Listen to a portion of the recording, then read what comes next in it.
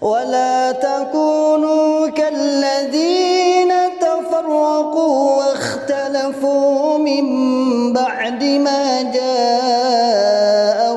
البينات وأولئك لهم عذاب عظيم.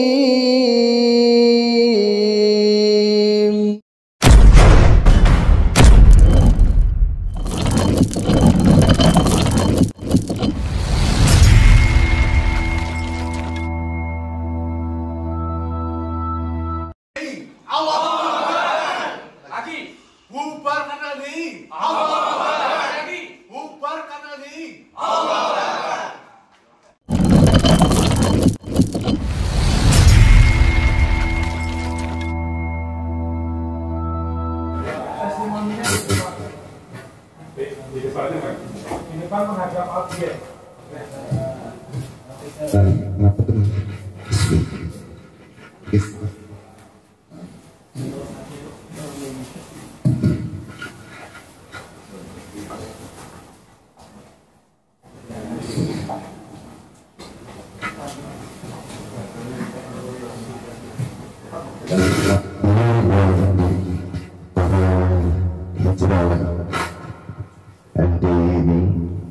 Ini mungkin tanggapan tapi lebih kepada ungkapan perasaan yang kami rasakan saat ini. Ada rasa bersyukur, terharu, bangga, dan yang pertama kami mohon maaf karena memang dulunya kita bertahan di LTI setelah keputusan kami dari Makkah. Kebetulan saya dan salah satu menjadi utusan resmi untuk belajar di Mekah saat itu. Ketika beberapa bulan belajar di sana, kami sudah mengetahui bahwa aliran ini betul-betul penyimpangannya yang jauh sekali dari Al-Quran dan Sunnah, bahkan dari dasar-dasar Islam yang kita ketahui bersama. Kemudian kami pulang 2010. Maksud kami tetap berjuang di dalam saat itu yang dalam pemikiran kami itu sahibul bait adra bima fihi. Kita akan perbaiki islahiyah dari minat dakhil, dari dalam. Kurang lebih 5-6 tahun kami berjuang di dalam, di atas. Kebetulan saya menantu dari imam dari Islam Jamaah ini. Menantu dari imam kedua, dari imam kedua. Kalau yang sekarang imam ketiga. Jadi kami diutus, kami sengaja memang tidak membuka hal ini ke. Makanya saya katakan tadi saya sangat terharu kalau seandainya melihat yang seperti ini dari awal, mungkin dari awal saya sudah keluar aja. Kami waktu itu berpikiran awal kita akan berhasil islahnya minat dakhil, kita perbaiki dari dalam. Ternyata di ujung 5-6 tahun pergerakan saya dan teman-teman 3 orang dari Mekah saat itu istilahnya ketahuan, kata orang Jawa, konangan. Arahnya kemana itu mereka bisa membaca. Bahasa mereka 3 ulama yang kita kirim ke Mekah ini pulang mereka berkhianat dan ingin menghancurkan jamaah jalan surga kita satu-satunya ini. Dan kita akan membaur dengan NU, Muhammadiyah, Al-Irsyad dan semuanya menjadi orang-orang umum yang Islamnya tidak sah, Islamnya tidak diterima oleh Allah dan mereka tidak dapatkan surga. Kurang lebihnya begitulah bahasanya. Maka pada saat ini kita ingin memberikan tanggapan, terutama tadi kait dengan terakhir yang kita akan simpulkan bahwa kondisi sekarang yang kita melihat dari luar. Kalau sekarang saya dari luar melihat gelagat mereka itu sepertinya tetap seperti yang lalu. Ketika kami juga melakukan hal itu, ketika diketahui dari Majelis Ulama misalkan, kemudian dari DDI dan semuanya bergerak, maka kami akan merapatkan barisan dengan pola-pola disesuaikan dengan siapa yang akan menyerang kami. Kalau dari Majelis Ulama, mohon maaf tadi Pak Dr. Ali menyebutkan, kami juga ikut menyambut beliau ketika datang. Nah itu caranya kita mengelabui semua level yang datang disesuaikan. Kalau dari kepolisian nanti ada sendiri Pak, dari pejabat ada sendiri, dari ulama ada sendiri. Termasuk saat itu karena saya sudah ada di tengah-tengah sebenarnya, kami membuat semacam kurikulum di pondok itu yang mencakup yang kamil untuk semua syariat. Kita kenalkan usul fikih, kita kenalkan ini. Dulu kami ditanya, ini kan kitab karangan semua, ini kan bukan kitab kita yang kamu tulis ini. Kita bilang ini untuk konsumsi ketika kita kedatangan tamu dari Majelis Ulama, supaya kita nggak ketahuan. Kita nggak tahu nih. Tapi sebenarnya niat kami itu supaya mereka mulai berkembang cara berpikir bahwa sistem keilmuan itu bukan hanya mangkul yang mereka katakan itu sebenarnya hanya terjemah saja, sorogan saja. Jadi kiai atau ustadz yang membacakan, yang memberikan makna, murid suruh menulis. Nah, disitulah forum atau kesempatan mereka untuk mendoktrin umat dengan tulisan pegon itu tadi. Umumnya masyarakat yang ada tulisan pegon, berarti sudah contohkan jamaah, dia akan tulis watasimu bilal jaman wala tafarraqu. Nanti guru akan mengatakan makna jamaah di sini adalah membentuk sebuah golongan yang punya amir, lalu berbaiat, lalu mentaati bil ma'ruf bahasanya. Itu mereka tulis di pinggir Al-Quran di sebagai taklifat atau apa, tulis dengan tulisan background yang tadi yang umumnya masyarakat dia tidak dapat membaca tulisan itu. Jadi strategi kita ingin menyatakan, memberikan tanggapan dalam ini pembinaan yang dilakukan oleh Majelis Ulama sangat dimungkinkan sampai akhir Desember ini atau saat-saat ini mereka semakin rapat Pak. Semakin akan menutupi hal ini. Salah satu gerakan yang mereka jalankan sekarang, mereka seakan diam Pak, diam dan menutup akses berita, jangan sampai jamaah di bawah sesudah mendengar masalah ini supaya tetap tenang. Nah, nanti mereka akan bergerak dari segala penjuru untuk menghentikan sebenarnya pembinaan ini dan tidak bisa tembus ke bawah. Kalau pengalaman kami yang lalu ketika ada ustadz atau ulama yang dikirim dari misalkan dari Majelis Ulama, pasti kita sudah siapkan orang-orang khusus tertentu. Bagaimana tadi diceritakan Pak Dr. Ali kan imam di Jumatan, khatib Jumat. Kita sudah prediksi itu seperti yang dulu, tetap dia akan bagi jamaahnya. Saat itu beliau datang itu sudah bagi Pak di gedung sebelah itu lantai 4 berjumatan sendiri di situ. Nah sebagian dibawa ke masjid, malah kalau imamnya saat itu yang kita dengar dia sembunyi di alas karet. Di kedua sana punya alas karet pondok itu, di sini ada masjidnya. Jadi ke sana ketika ditanya Pak Imam Abdul Aziz Subhanallah kemana? Oh ada di Surabaya, sorenya ada di Jakarta, padahal di alas karet. Itu diantaranya.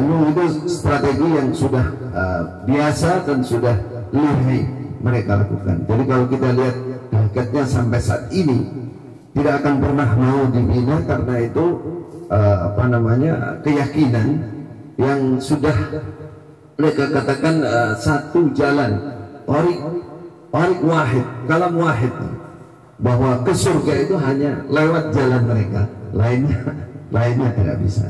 Semoga apa yang menjadi perjuangan atau niat baik dari bapak-bapak yang ada di sini, Allah memberkahi bersama. Semoga Allah melindungi kita semua. Semoga Allah memperbaiki umat ini dan bisa kembali ke jalan Islam yang wasat. Wassalamualaikum warahmatullahi wabarakatuh.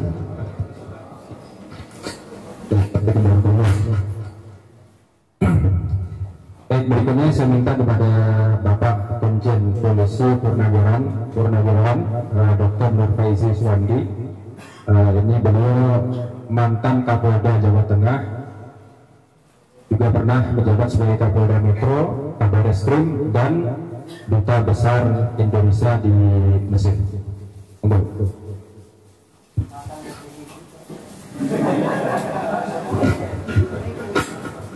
Bismillahirrahmanirrahim. Allahumma sholli ala Muhammad wa ala ali Muhammad. Singkat saja kepada Bapak sekalian, doktrin pertama yang saya sampaikan, wa'tasimu bihablillahi jami'an wa la tafarraqu. Doktrin dia. Saya sampaikan doktrinnya, doktrin beberapa doktrin daripada FDI ya. Wa'tasimu bihablillahi jami'an wa la tafarraqu. Tetapkanlah jamaah dan jangan berpisah-pisah, jangan berpecah belah. Ya, Islam itu ada tempat 72 golongan, ya 73 golongan. Kalau Yahudi, kemudian Nasrani, sampai kepada Islam 73 golongan, 72 masuk neraka. Satu masuk surga, jamaah LDII. Hebat banget ya. Makanya Pak Nurfaidi harus masuk LDII. Kalau nggak masuk, nanti waduh masuk neraka.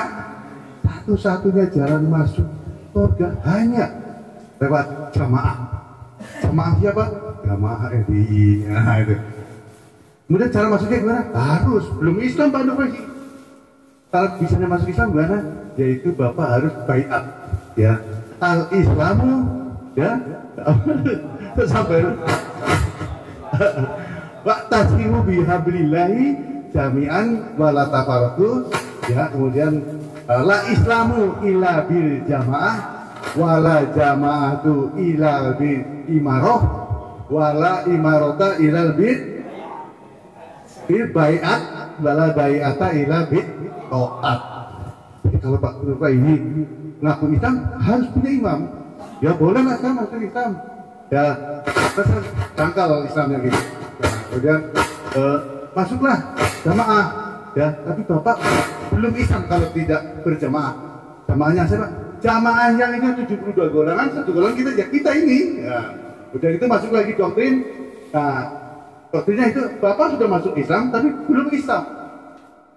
Udah masuk jamaah tapi belum Islam karena Bapak tidak punya imam. Imamnya mana? Imamnya imam kita. Yang lain-lain bukan imam. Kepala negara bukan.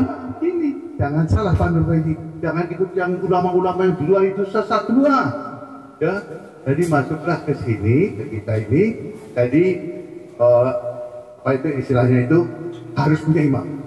Ya udah, ini ngakunya saya polisi lagi kan yang menyelidiki terus dari dulu nih.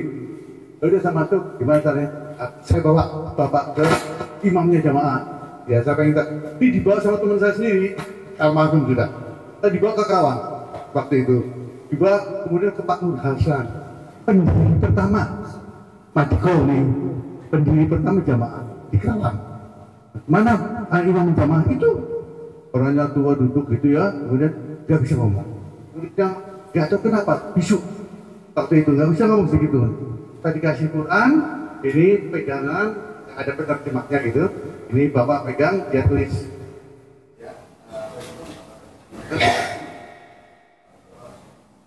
Ya ayyuhalladzina amanu qu anfusakum wa ahlikum naron. Jadi bukan hanya Pak Nurfaidi aja masuk, seluruh keluarganya harus masuk. Hindarilah neraka, masuklah surga kami. Wow, boleh juga nih masuk surga. Satu-satunya, yang lain-lain gimana? Neraka semua, kafir semua. Oke, saya coba mendalami lagi ya. Sudah. Tapi Bapak harus baiat. La islamu ilal bil jamaah, wala jamaatu ilal bil imarah, wala imarah ilal bil baiat. Ya udah saya baiat bersama-sama dengan banyak orang. 100 orang di situ, kira-kira lebih dari 100 itu mengucapkan baiat. Sampai sekarang itu masih dilakukan. Masih, detik ini masih. Saudara-saudara saya sama seperti saya juga gitu, maksud saya itu tetap kembali juga dengan teman-teman ngajaklah, karena saya alami, jangan biarkan mereka sesat, kasihan. Ya, setelah itu baiat la Islamil jamaah dari jamaah wala imarata ila ila baiat wala baiata ila taat. Tidak ada baiat kalau Bapak tidak taat. Contohnya apa? Nanti imam memberikan fatwa tiap-tiap namanya nasihat bulanan, ya. Bulanan tuh ada nasihat dikirim-kirim semuanya itu ya. Semua orang-orang ini tahu tuh itu bulanan tuh apa istilahnya apa? Teks bulanan, teks bulanan. Itu ada kewajiban pertama adalah jangan lupa infak 10%. Kalau nggak taat bukan jamaah. Doktrin gitu 10%, wah keluar duit 10%, ada yang sampai 30% karena saking taatnya sudah sampai di atas air. Terus kemudian diserahkan ke siapa nih, ke badan zakat apa kemana-mana? Enggak, ke imam kelompok. Jadi mereka ada struktur. Pusat itu Abdul Aziz Sultoni ini sama Abdul Aziz Sultoni yang sekarang imamnya itu. Dengan dibantu oleh 4 wakil, namanya wakil 4, tapi jumlahnya 6 sampai 9. Sekarang tinggal 4 mungkin ya, yang lain sudah pada mewafat. Nah kemudian itu harus disetorkan dari imam. Kalau sudah setor lewat imam kelompok, di strukturnya itu imam pusat, imam daerah, imam desa, imam kelompok. Persis seperti negara TNI ya dulu. Kalau saya pelajari seperti, wah ini kok struktur gini ini tak asing saya ini. Kayak DITI, kayak apa itu Syiah juga, mungkin ya yang saya nggak begitu tahu.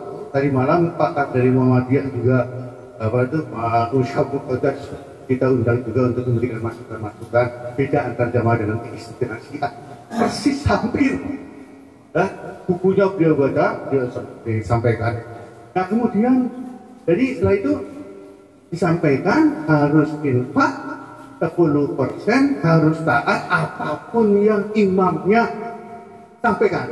Seperti sumber agama, sumber daripada agama Islam dia.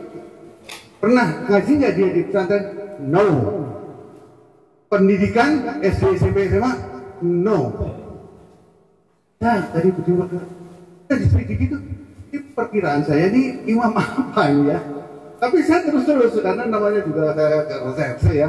Ingin tahu terus saya ini supaya untuk menyelamatkan diri saya jangan sampai masuk neraka selamat.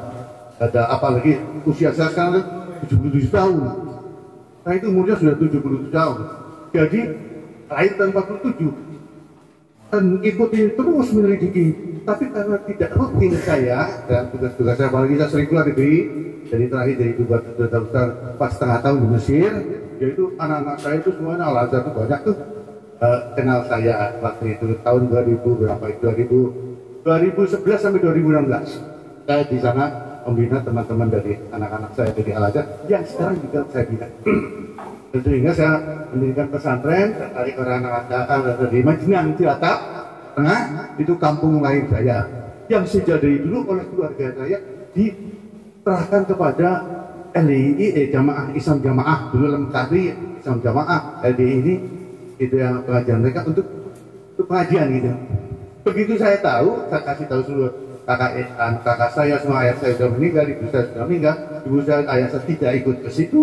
Tapi karena apa kan setelah Islam tuh Muhammadiyah aja lah katanya gitu kalau ayah saya itu, karena beliau Laskar Hizbullah waktu kemerdekaan itu namanya Suhandi, namanya Bapak Igi Suhandi, baik mayor infanteri dulu ya. Sekarang ambillah sudah cukuplah 20 tahun apa tuh LDI di situ sudah bikin segala macam mencetakkan, kita ganti deh sekarang dari dengan secara harus saya bilang ini mau saya serahkan kepada siapapun yang mau menerima ini. Umat Islam lain, jangan kamu kelompok kamu sendiri yang kamu terima, kelompokmu keluar juga mubalikmu di lingkunganmu, makanya harus diserahkan kepada umum. Tidak mau mereka. Tunjuk lawyer saya, notaris saya, Mas Widiarto dari Purwokerto, Mas Bambang dari Purwokerto, supaya menyelesaikan inilah, supaya jangan dikuasai monopoli sama LDI atau Islam Jamaah, tapi umum di Majinang nggak mau. Bahkan setelah saya bilang, saya keras loh nanti bilang itu, saya keras. Saya waktu itu masih berkabar reskim. Kamu harus keluar. Ini notaris saya, semuanya kamu lemah kedudukan hukumnya. Keluar, nggak mau. Bahkan di pagar, di tembok sekeliling pesantren itu dengan tembok tebal begini. Selain yang ini nggak bisa masuk. Lalu masuk dari depan. Begitu. lapor ke PBNU, Pak, gini aja lah, udah mau bergerak nggak?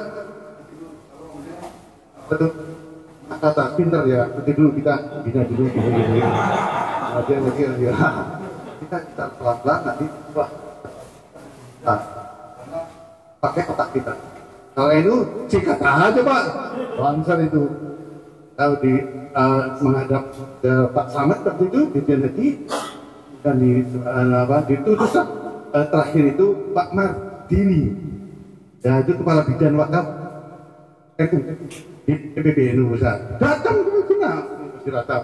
Terus kepala bidang hukum NU datang ke Madinah dari Mas Najih dari Menteri Agama waktu itu ya Khalil ya, nah itu yang lama datang juga ke sana. Jadi gini gimana? Dia ke saya bersama-sama, itu ada Pak Ahmad ini, lawyer saya juga, masuk ke rumah saya sendiri, pesantren saya sendiri, dipat, nggak boleh masuk. Tapi tidak pernah kekerasan, tidak pernah.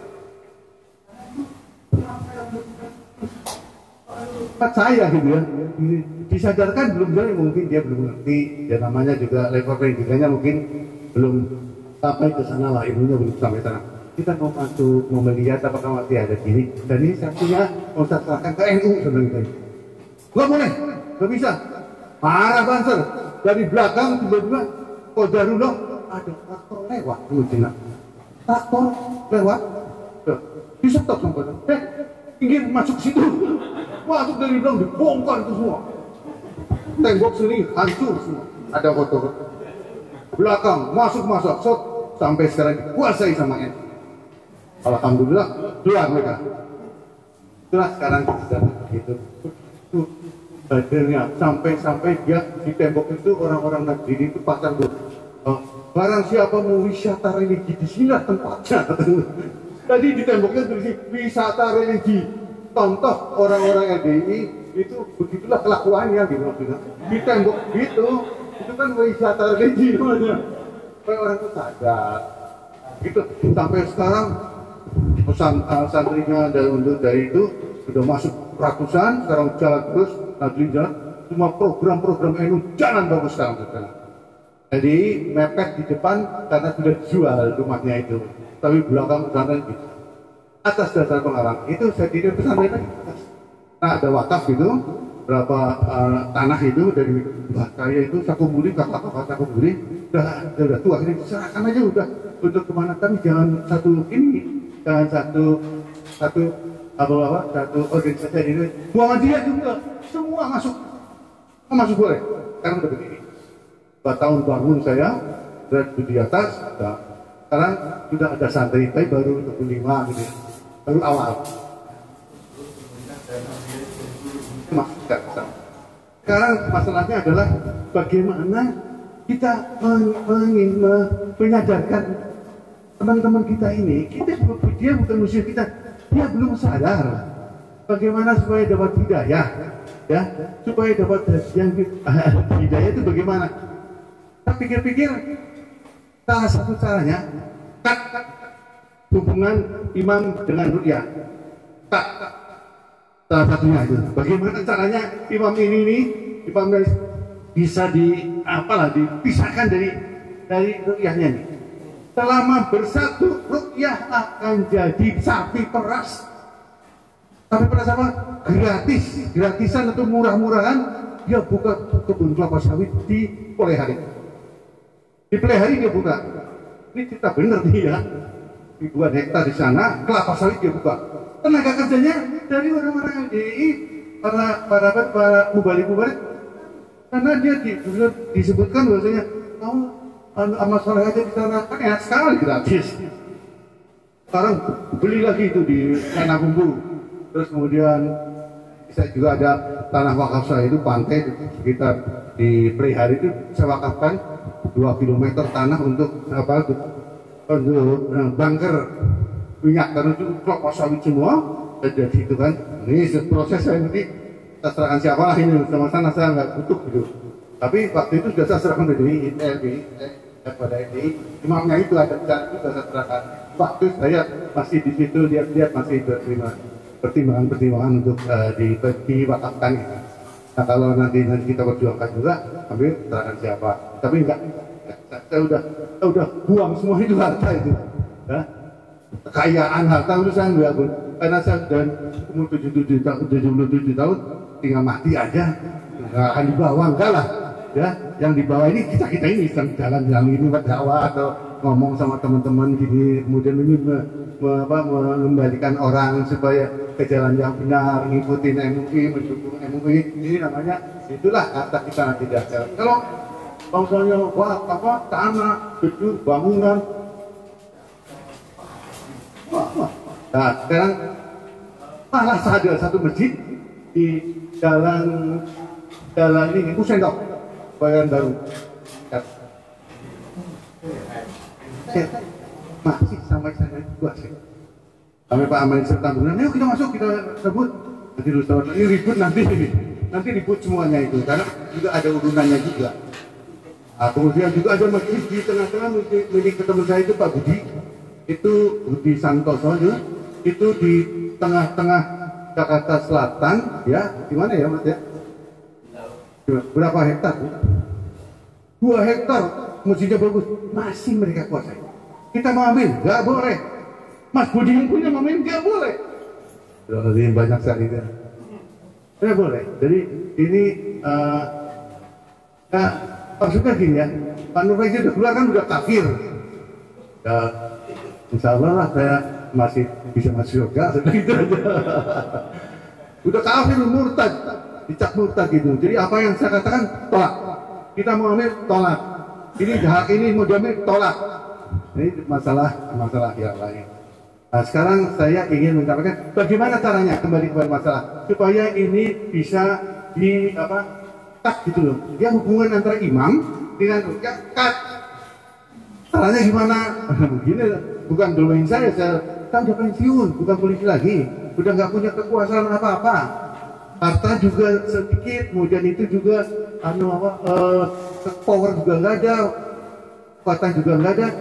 Yang domain inilah yang merupakan kewajiban untuk mengembalikan yang masih di dalam supaya mendapat keluar, bergabung dengan NU Muhammadiyah dan ulama-ulama lain.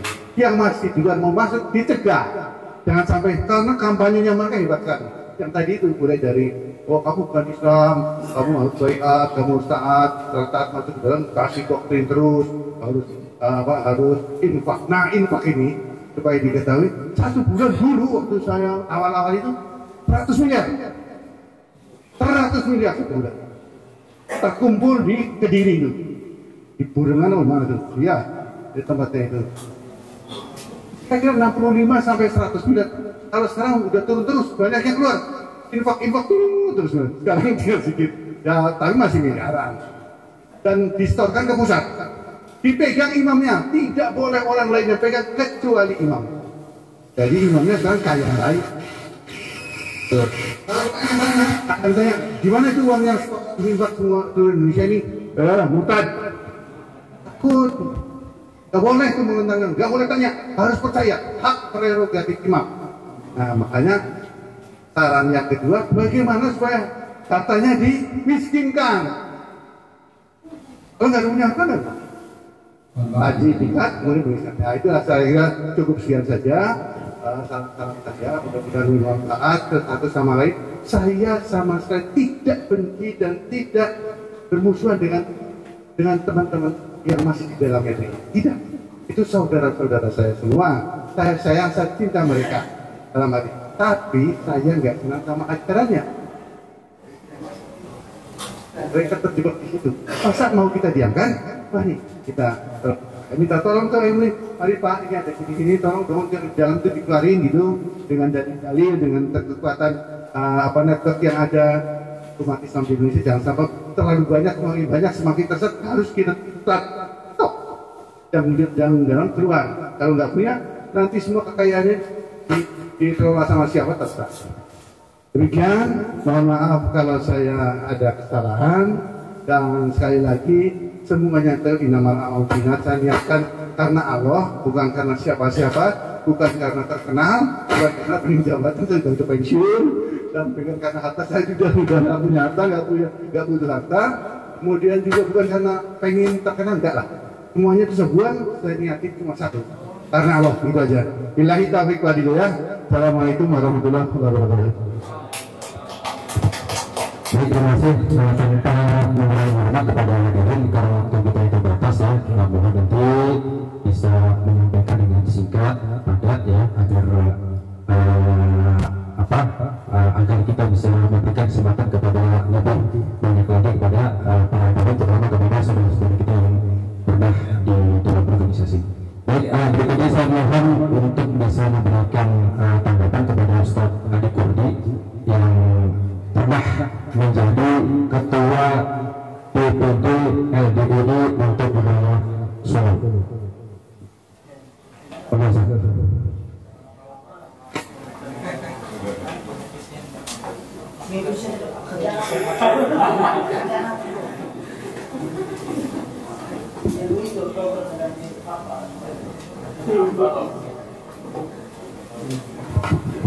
Assalamualaikum warahmatullahi wabarakatuh.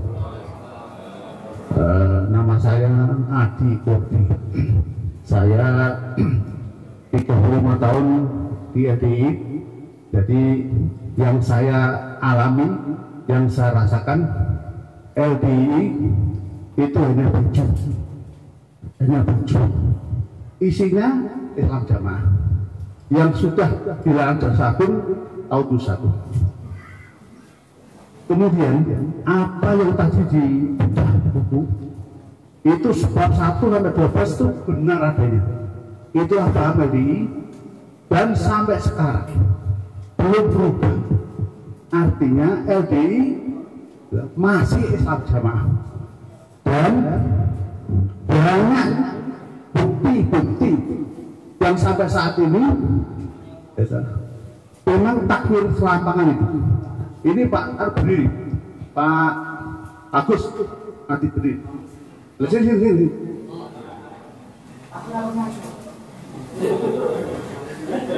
Ini Pak Agus Muhari dari Kudus. Agus Muhari Kudus. Ini salah satu contoh. Setelah beliau hijrah, kapan hijrah? Hijrah 15 Agustus 2023. 15 Agustus 2023. Setelah itu istrinya minta cerai.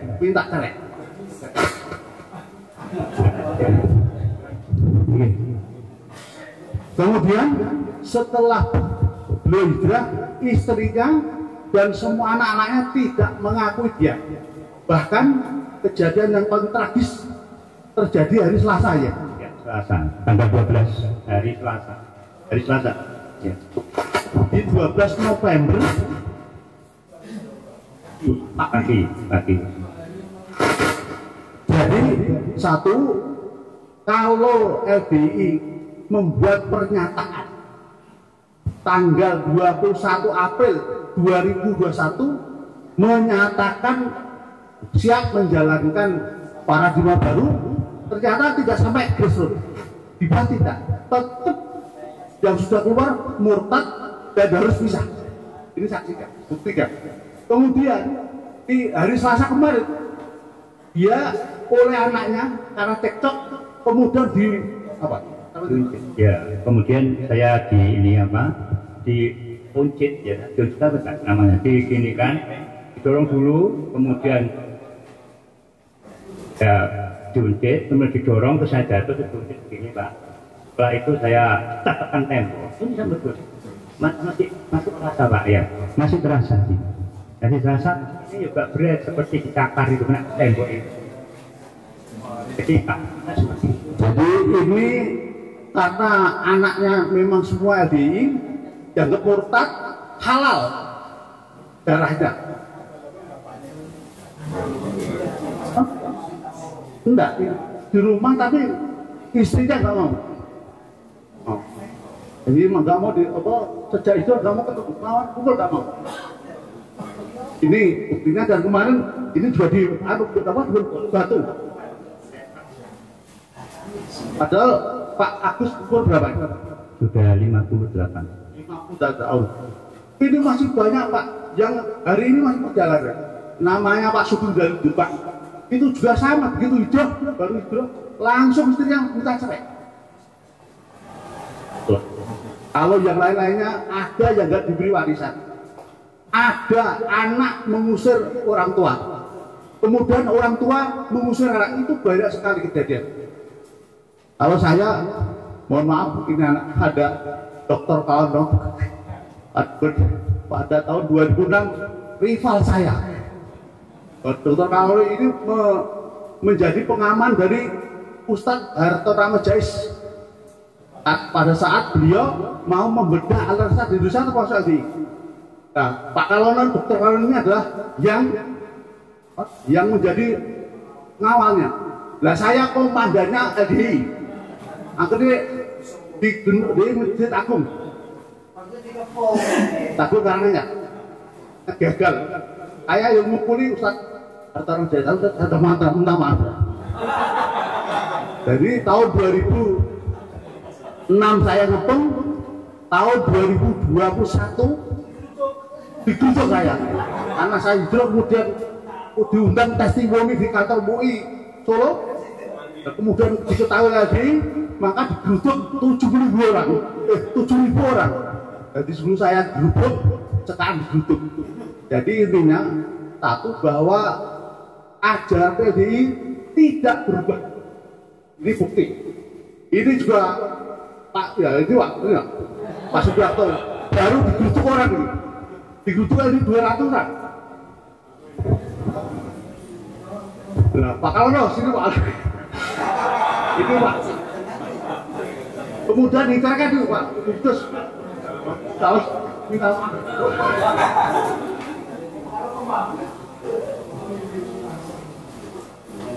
Ini juga, ini Pak Kudus begitu hijrah langsung dicerai oleh suaminya, istrinya.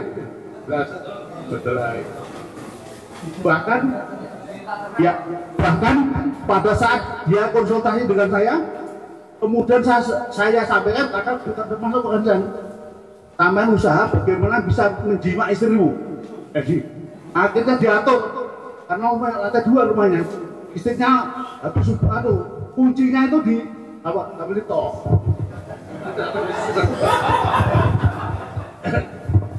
Jadi atas saran Bapak Kurdi, saya tuh penjiwa istrinya. Ketika istri saya sedang di kamar, semua saya kunci. Istri saya bengok-bengok dan sama anak laki-laki saya itu didobrak sampai jebol Pak. Akhirnya tidak terjadi. Dan sekarang udah bercerai Pak. Gara-gara saya hijrah dari Islam Jamal di. Jadi karena gugatan zaman itu pengadilan agama, maka saya kasih saran bagaimana kamu bisa jimak istrimu, tinggal nanti bisa dibatalkan. Berupaya ternyata begitu habis subuh mau dijimak, bengok-bengok, anaknya tadi gobek. Ini anaknya kalau panggil dia ada kafir. Gak kan kebetulan namanya Kudus. Dia kafir gitu. Nah ini Pak Subiakto, ini juga baru saja digeruduk. Saya mau membangun asrama TPG, khususnya di Klaten, Bayat. Itu digeruduk beberapa ratus jamaah, bukan saja dari kelompok kami, tapi di luar kecamatan, di luar kabupaten. Itu bulan balik. Ya? Oktober. Dan lewat mediasi 2 kali di Polres, alhamdulillah pembangunan jalan terus. Karena mereka itu pokoknya berhenti, hanya gitu kata-katanya. Pokoknya harus berhenti. Padahal itu saya membangun di rumah sendiri, di perkara sendiri, biaya sendiri. Sedangkan Polres itu saja itu tidak berani menghentikan atau memerintahkan untuk berhenti. Tapi bagi LDI, bagi orang LDI, pokoknya harus berhenti. Dan atas mediasi, Anda sekarang pembangunan jalan terus, tidak boleh ada saling intimidasi dan intervensi. Mohon doanya, mudah-mudahan pembangunan asrama TPG segera terwujud sehingga kegiatan TPG bisa berjalan yang sudah 19 bulan ini tempat berhenti. Terima kasih. Jadi menurut Bapak yang dari Musa, ini adalah bukti real yang baru bukan yang lama. Jadi baru. Tidak ada yang itu banyak sekali ya Pak. Monggo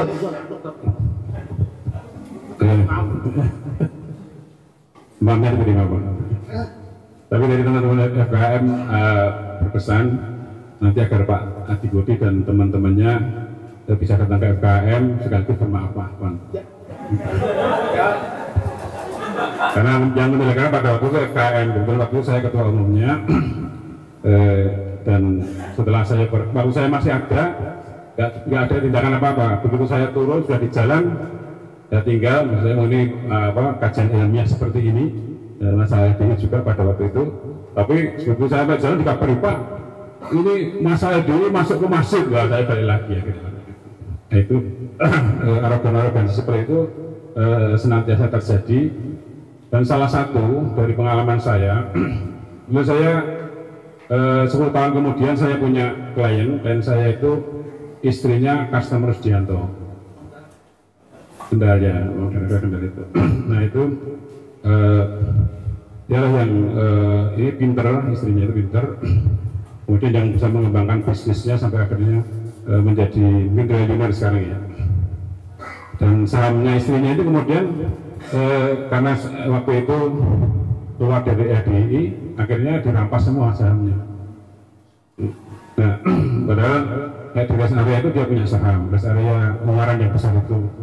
Ini yang memenangkan lelang juga istrinya itu.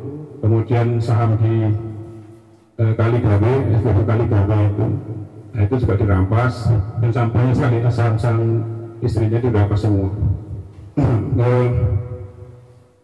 Salah satu cara mengintimidasinya, terutama untuk orang-orang RDI, itu dengan Senkom, Pak. Nah, Senkom, saya tidak tahu Senkom ini dulu yang punya ide siapa di RDI itu.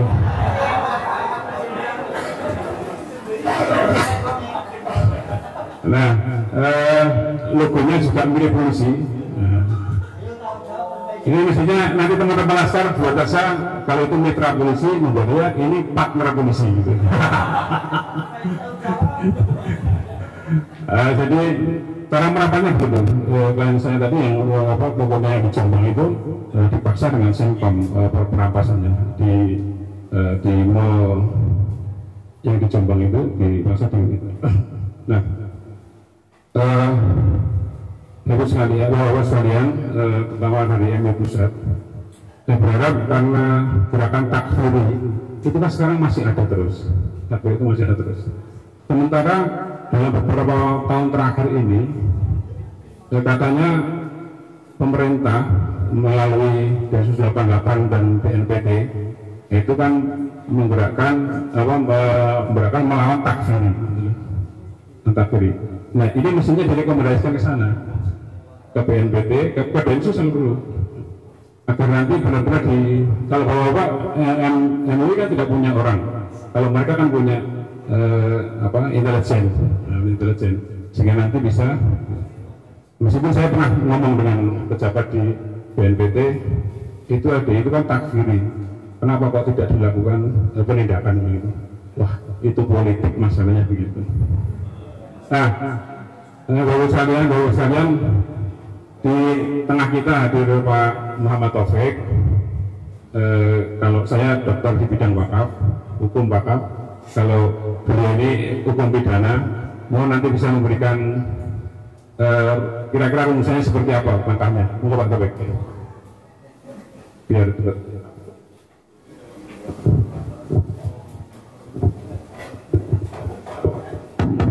Karena forumnya banyak jadi saya simpul ya. Kalau kita menggunakan itu kan termasuk aliran sesat. Tadi beberapa testimoni disebutkan Kejaksaan Agung itu reinkarnasi dari Islam Jamaah. Artinya kalau kita pendekatannya pidana dengan memakai pasal 156A itu masih lama. Tetapi ada undang-undang tentang keormasan. Kita menggunakan undang-undang nomor 16 tahun 2017. Bagaimana mekanismenya? Pemerintah mengirim surat kepada Ketua Pengadilan untuk membubarkan Islam Jamaah atau LDII, dan nampaknya mekanisme ini tidak pernah ditempuh Saya tadi memang di belakang juga ingin bertanya kepada MUI, kenapa MUI merekomendasikan pembubaran HTI karena sesat? Kenapa terhadap LDII yang tadi, mohon maaf Pak Jenderal, hartanya begitu banyak sampai punya pantai 2 kilo. Menurut saya ini sangat berbahaya. Jadi kalau menggunakan pendekatan hukum positif yang paling mudah, bukan memakai pasal-pasal pidana, karena harus lapor polisi, saksi, disidangkan, tetapi cukup negara ini mengajukan permohonan. Dalam hal ini adalah Kementerian Hukum dan HAM mengajukan permohonan kepada Ketua Pengadilan di mana badan hukum itu berdiri, 60 hari diadakan sidang dan hari itu diputus. Bersamaan diputus bukan di situ, harus ada proses namanya likuidasi, asetnya diambil oleh negara atau mungkin diserahkan kepada dua ormas besar. Begitu Pak Jenderal, saya hari ini memberikan satu solusi yang menurut saya simpel, karena hukum itu harus ada yang namanya escape clause, jalan keluar. Begitu Bapak, terima kasih, saya cukup 2 menit saja, tidak perlu mengerahkan laskar banyak. Kalau negara ini komitmen, cukup Menteri Hukum dan HAM mengirim surat kepada Ketua Pengadilan, bahkan mungkin Wakil Menteri Agama pun bisa kalau dia unsur pemerintah, karena ada Romo Syafi'i, ya. Tinggal kita ini yang para yuris ahli hukum ini duduk di belakang beliau dan bertindak sebagai inisiatif. Apalagi kalau ada mantan jenderal yang mantan kabar eskrim, tentu kita punya anak didik banyak, tinggal ditiup peluitnya begitu Pak Jenderal, ya. Nah, kita bersyukur beliau sudah kembali lagi kepada ya kembali ke jalan yang benar. Begitu, terima kasih. Pak Nur Faizi, saya dan Pak Taufik ini kebetulan sama-sama advokat Pak. Jadi siap nanti bantu, insyaallah. Ya, jadi Pak, mohon maaf. Kalau LDI itu ditinjau dari 10 kriteria sesat yang dibuat oleh MUI, LDI itu paling tidak ada 3 kesesatan. 1, dia membuat akidah bid'akidah. Jadi orang yang sudah menjalankan 5 rukun Islam dan meyakini 6 rukun iman, tapi kalau belum berbeat kepada Amir LDI Sultan Aulia tadi, tetap kafir, itu sesat. Ada itu betul. Yang kedua, LDI, kesesatan kedua adalah memberi tafsir Al-Quran Murtadis tanpa kaidah tafsir yang benar. Yang penting makul. Maka tadi sampaikan, Pak Tasimu bikhabril jami'an. Zaman di mana jamaah yaitu beramir, berbeat, bertoat. Ini banyak salah. Kemudian Amir akan menjadi saksi di akhirat, menjawab juru kunci dengan dalil. Gimana?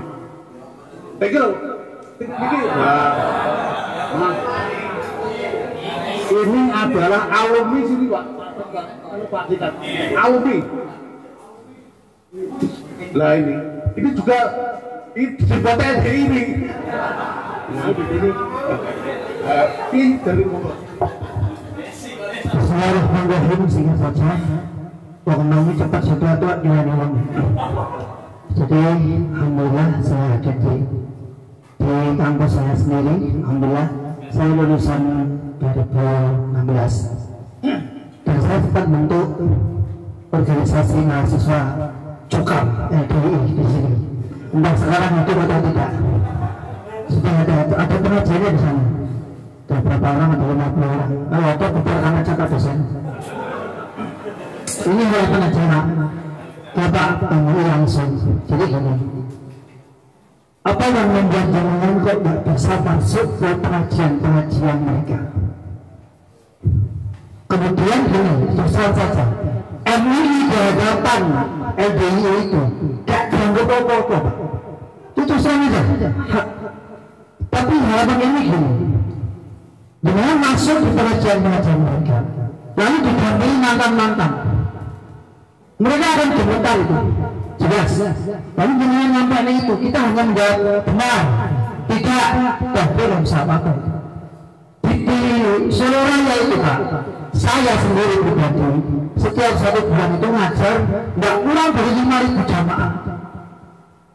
Jadi dengan apa yang yang membuat dengan menghalangi untuk tidak bisa di forum-forum itu hanya formalitas seperti ini.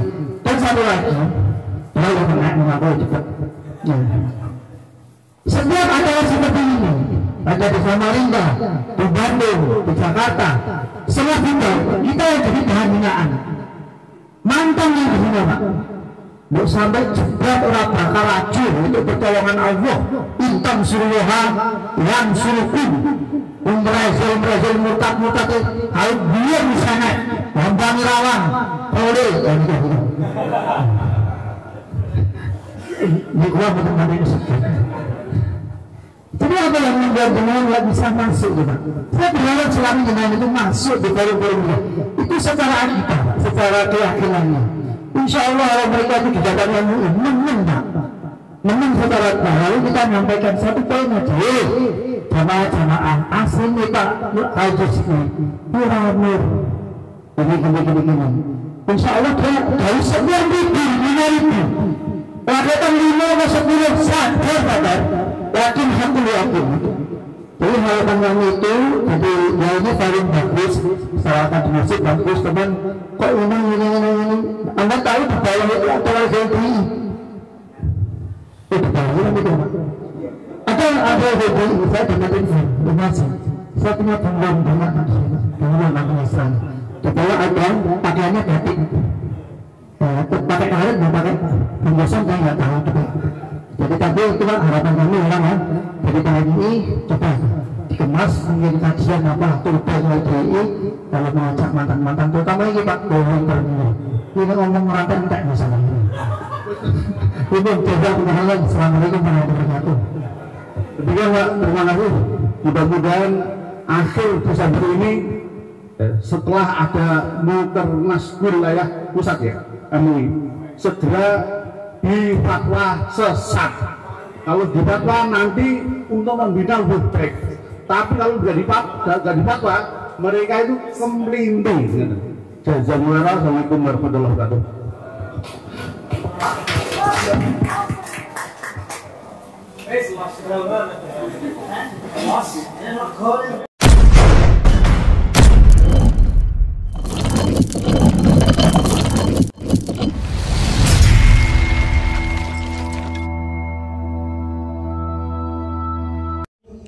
ولا تكونوا كالذين تفرقوا واختلفوا من بعد ما جاءهم البينات